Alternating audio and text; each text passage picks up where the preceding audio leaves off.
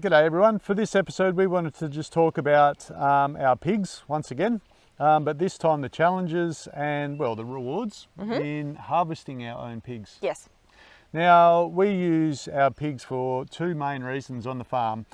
One, the very important reason, is for pasture renovation. These pigs have been digging up all the noxious weeds around here and turning our pastures into something much better, hopefully, that can support a house cow or something like that in the future. We're just trying to ratchet up the quality of the land that we're on. And I think the pigs have done a pretty good job in that respect. Very impressive. Very impressive. But the other reason that we have our pigs is for food. And I know that some of the people in the audience, they might have become attached to our pigs, so this might not be for you, although it's not particularly a graphic video, but we just wanted to talk about how you deal with all of a sudden having 190 kilos of pork on your hands. All right? So, because that's what we recently went through. Our big pig Lardo, she was sort of always destined for the plate. That's why she was called Lardo, which is a type of charcuterie. And that happened this winter. So every winter is when we harvest our pigs when it's nice and cold. That's right. So, yeah, we don't have a cool room, so we need to harvest them in the middle of winter when there's a cold front. While we're talking about the challenges first up, we should probably talk about the planning stage, because a bit goes into it. Yeah, it's really important to plan how you're going to process your pig. Otherwise, you just end up very overwhelmed with a lot of meat. And you really do need to take it seriously. This is, it's an animal that you've taken quite a bit of care for. You're emotionally, well, I am as well. You get emotionally attached to it. Yeah. You know, little cuddles and pats and all the rest of it through the year, and you really don't want to, it's really important not to waste any of it, just like any animal. It was the same with the fish when we were sailing. Yes. So planning is really important. We knew that we were going to get a lot of food all at once, and we actually went out and bought a chest freezer. That's not to say it was just for the pig though. Pascal secured us half a cow, which was really great. We actually did a video recently of where we got it with the Ryans on their farm. Yeah, where we visited the farmers of the cow. Yeah, so that's a video you can check out if you like. Yeah. We also raised 40 meat birds. It initially started out at 50, but some of our pigs actually ate 10 of them. so they fattened up on our chickens. Yes. So we had 40 of them in the fridge, or in the freezer, I should say. And Pascal really had to do quite a bit of Tetris. She had to do quite a bit of organising for us to fit the remaining pork in.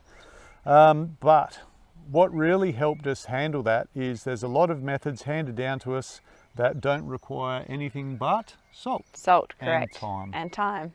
Let me just jump in now and I'll give you a couple of resources. I'll recommend two books that we found very useful. We're not getting any money for this. It's just we own these books and we think that they're beneficial if you want to go down this route. So one of them's on Butchering by Adam Danforth. You can see here, there's the cover on the screen. And the other book that Pascal got, and we've used it extensively, is Salumi by Brian Paulson and Michael Ruhlman. Yes. Good work, Pascal. She's got the memory. Yeah. When we actually broke down the pig, you've got a choice of two ways of doing it. There's the American style and the Italian style is the two major ones. We choose the Italian style principally because we're interested in charcuterie or salumi, which is making all of those salt cured pork products. But also the Italian style is based very much around just being able to break down the whole pig just with a knife and not using too much machinery. The American style, it gives you different cuts that are favoured over there, but it very much straight lines that you can cut with quite a heavy saw, like a bandsaw or something like that, without regard really to which way the bones are growing. So we prefer the Italian style for that reason. When you're curing big ham leg or prosciutto legs or shoulders or things like that, you really need a nice salt box. You do. Well, you don't actually need a nice salt box. I decided to make one, as you can see right here.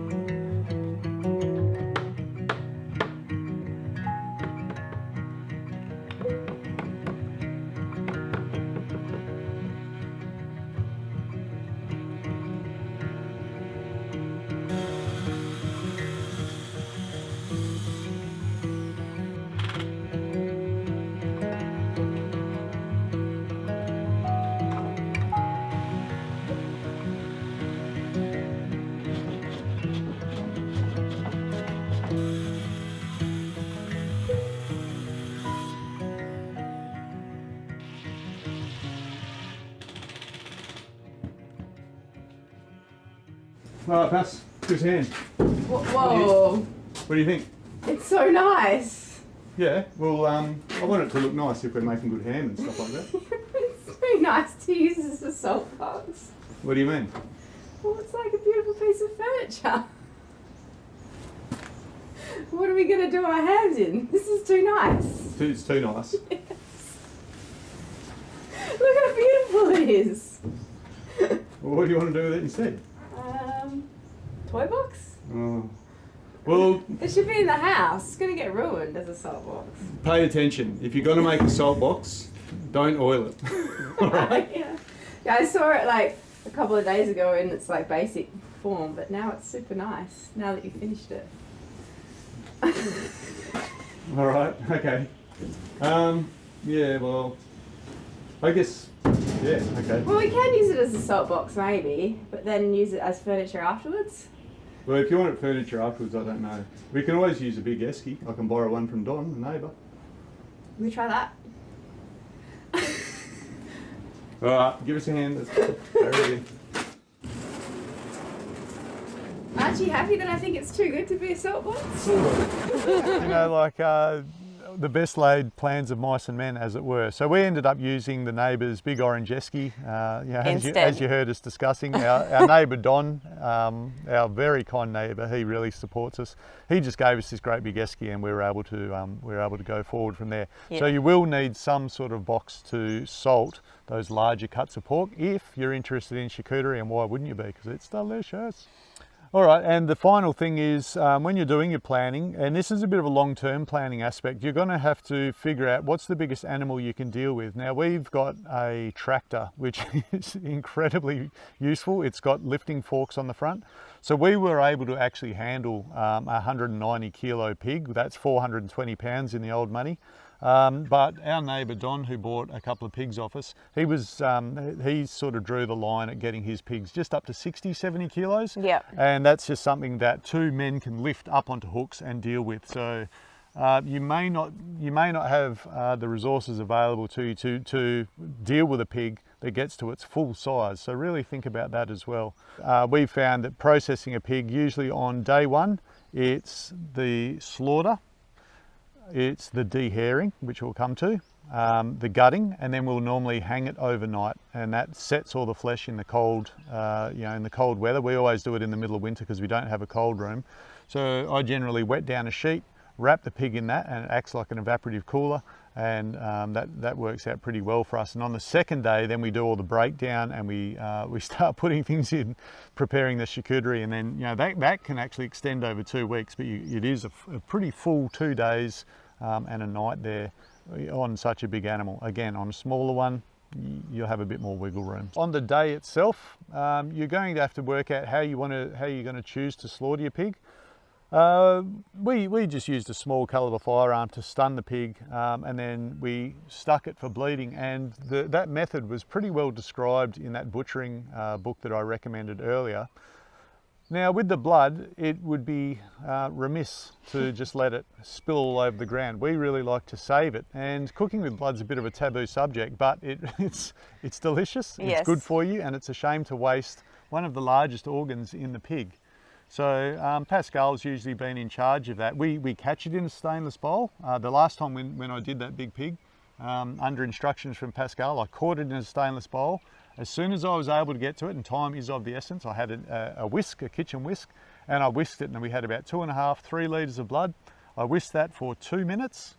A little bit of blood coagulates on the a bit like there. strings, yeah. Yeah, that's perfectly normal. Flick that off.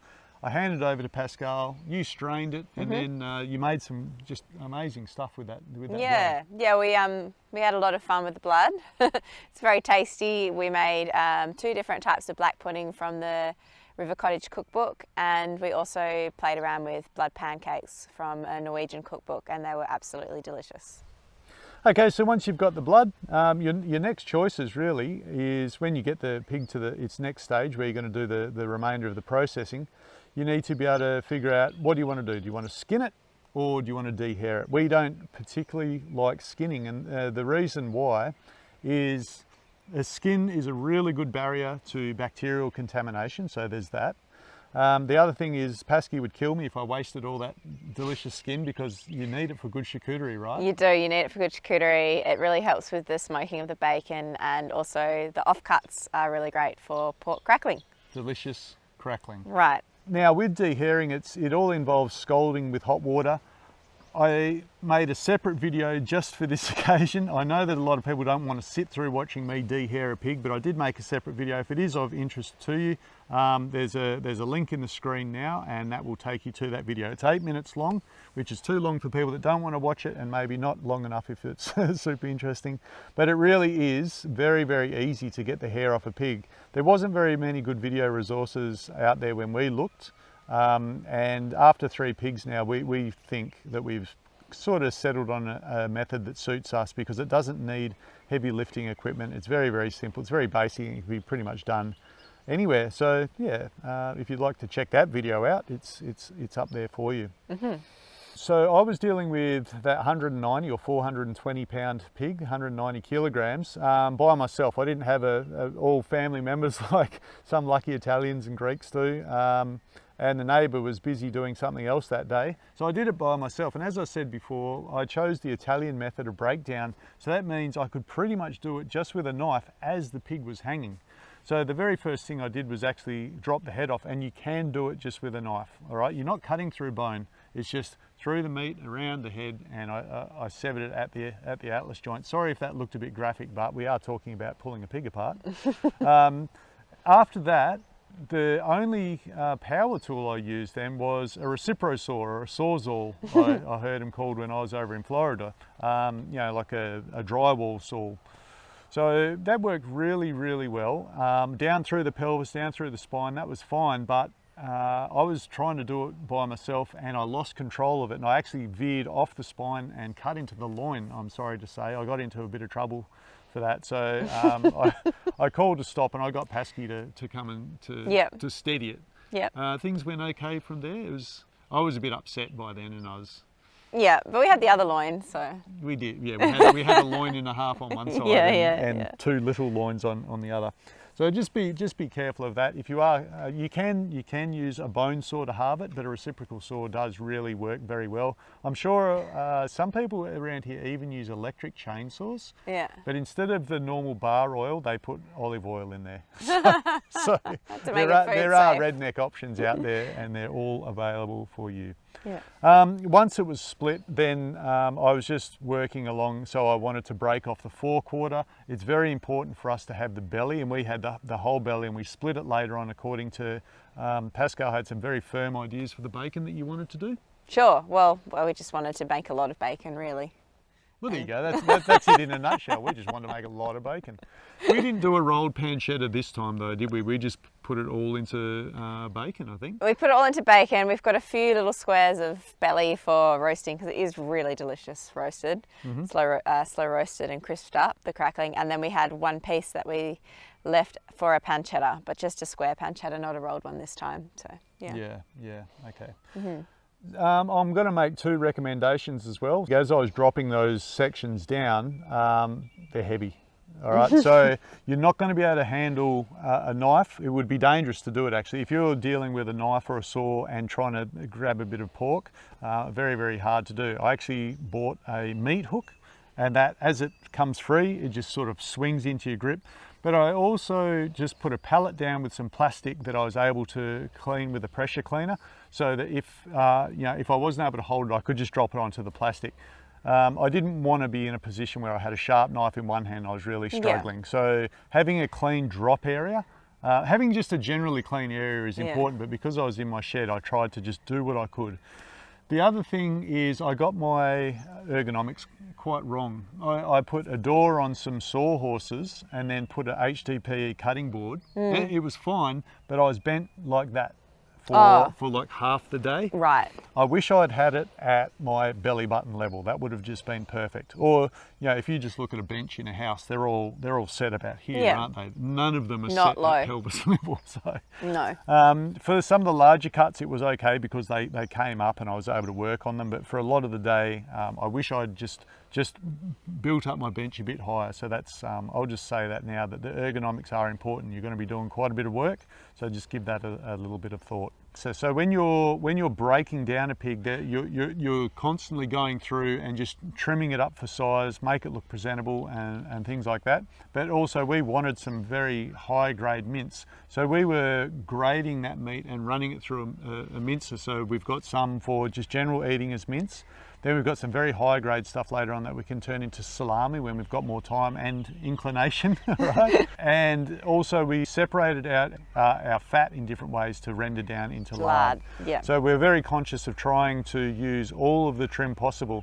What we have had good results with though is our charcuterie, our curing of meat. And we did shoot quite a bit of that process that we can have a look at right here. Yep.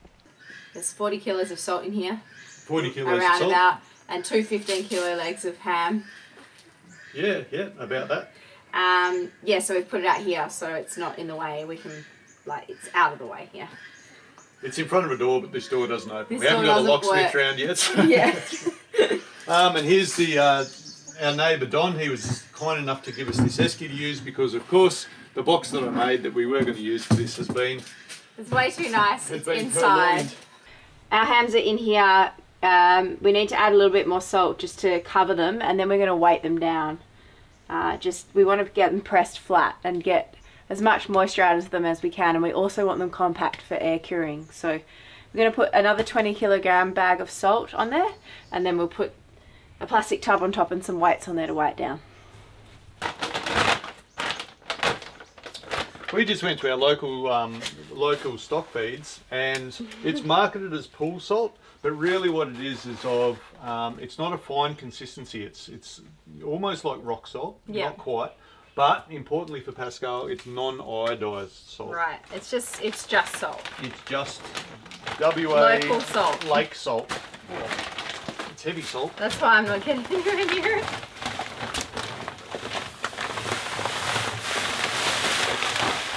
Oh, that's better.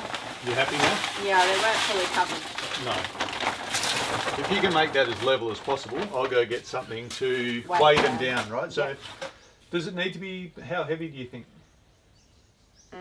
As heavy as we can, I suppose. Like maybe 20 kilos or something like that. Oh, okay. All right. Yep. Yep. Really want to push it down. In the past, we've used straps and things to compress like pancettas and so on. But the nice thing about using weights is that gravity's a constant. So as it flattens out, it keeps going down, whereas straps will get to a point and then they'll stop. So we have actually found that popping some weight in there is pretty handy.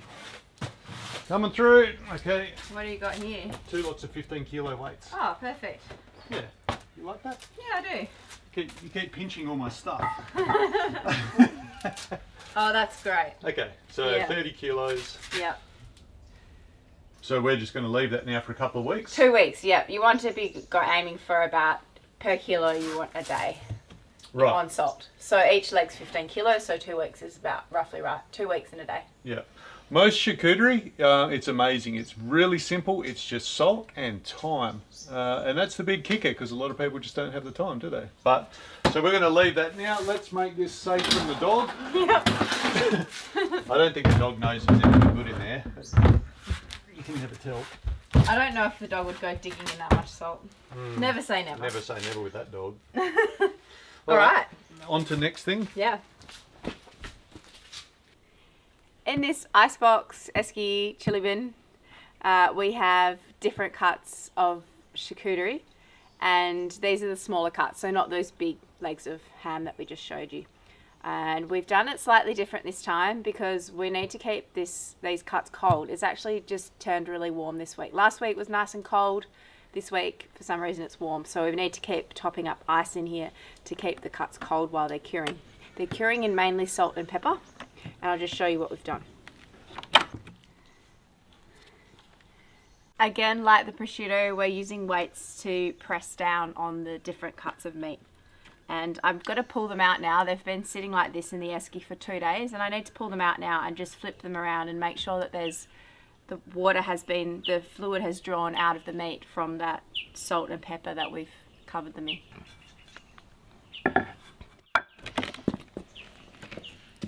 Copper is the muscle in the neck of the pig, and lardo was a big pig. So Troy's going to be rolling up and tying this. We've made this before, it was really great. But I'm really happy with how, this is a new technique that we've tried, but we vac sealed our cuts with their dried cure. And as you can see, the moisture has been drawn out from that salt in the cure, and now it's sort of got a wet cure and it's curing like this. So it's a few more days like this, and then we'll be tying it and hanging it to air dry. So what's really great about using these vacuum seal bags is that the brine stays contained in the bag, and when we keep tipping ice over these cuts, they're not getting diluted by water and they're not going warm.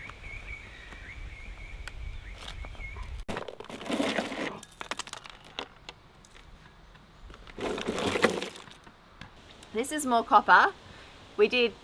Troy did a really great butchering job on one side of the neck, and then the other side of the neck, the copper kind of got split in two. So we're just doing it as two smaller ones, which is actually really great, I think, because it's going to cure really fast. So we'll get a copper in like a month's time, which is exciting. Silver lining. Oh, this is the speller, I think. You can see it's been like, the weight has done its job and pressed it down perfectly. This wasn't a neat cut like this. It's a boned out shoulder, so it was actually a little bit sticking out, but this has compressed it and made it all in a neat little package. So hopefully it's going to cure very evenly.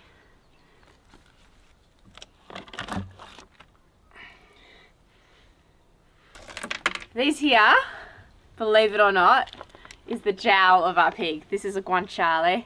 It's one of our favourites for curing, and we did both of the jowls this time, and they're roughly 1.7 kilos. So really great for lots of Italian pasta dishes and things like that. So that's exciting. This is at the bottom, and they're coming along nicely. Plenty of brine in there with them, plenty of pepper, salt and pepper. That's all there is. I mean, most of these things is just salt, sometimes pepper, and thyme, isn't it?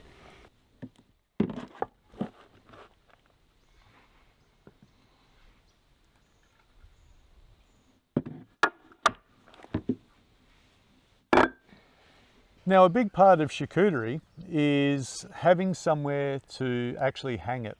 We're lucky in that my sister and her husband have made available to us the service area under their house. So if you've got a cave on your property or a service area or a cellar or anything like that, what are the requirements? You need fairly high humidity. So you need somewhere with high humidity. I think 70 to 80% is quite good. Mm-hmm. You need quite a cool space, but not too cold, so sort of 8 to 12 degrees Celsius. And you also need good airflow, ventilation. Is that right? Good airflow. Yeah, so it can't be too stuffy in your cave. It can't be too mouldy in there. I've got some friends, they've had, being quite creative, they've had double door fridges that they've taken the insides out. I've put a computer fan in there, and then they just put a separate external thermostat. And that is their hanging space for charcuterie. And we also do a similar thing in summer. So we've got an old beer fridge that we got for a song, and I've put an external thermostat which I just turn the fridge up to maximum, and this external thermostat just turns the fridge on and off. It's that simple, and it keeps the temperature just right.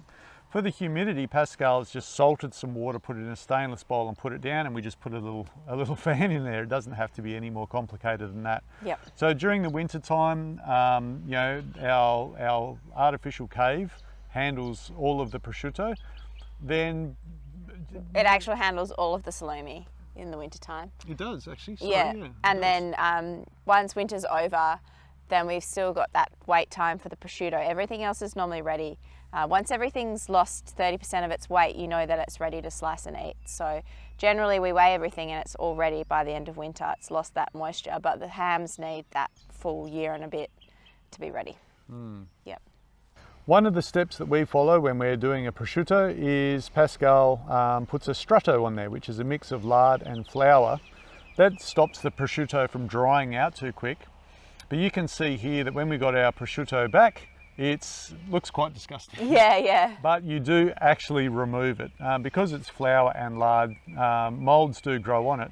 But you know, those lighter green and particularly the white molds, they are beneficial molds. Yes. And they act to exclude other harmful molds just by out-competing them. So that it's actually a good sign, as repulsive as this might look on camera.